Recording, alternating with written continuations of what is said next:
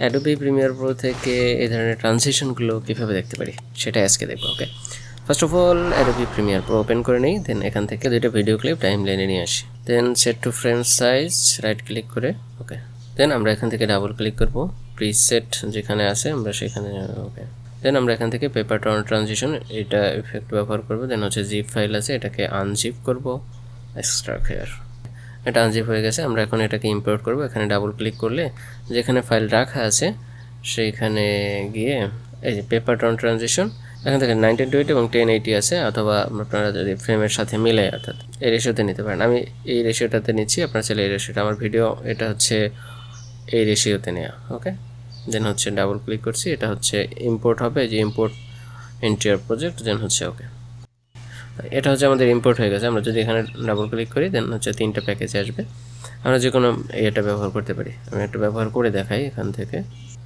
আমরা চাইলে এরকম সিঙ্গেলটা ব্যবহার করতে পারি, যে সিঙ্গেল একটা ইফেক্ট এখানে শো হবে।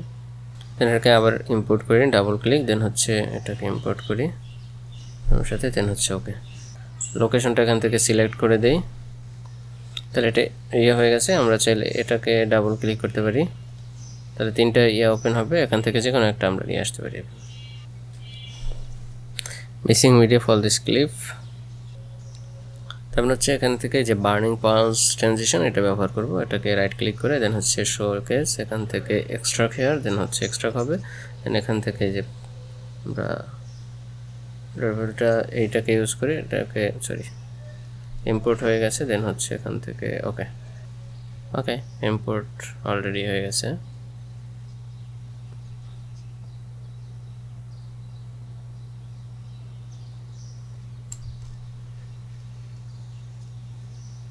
তো আমরা চাইলে এখান থেকে যে কোনো একটা ক্লিপ ব্যবহার করতে পারি, অনেকগুলো ক্লিপ আছে, আমরা যে কোনো একটাকে ব্যবহার করতে, যে কোনো একটা ইফেক্ট, এটা হচ্ছে মিডল পয়েন্টে রাখি।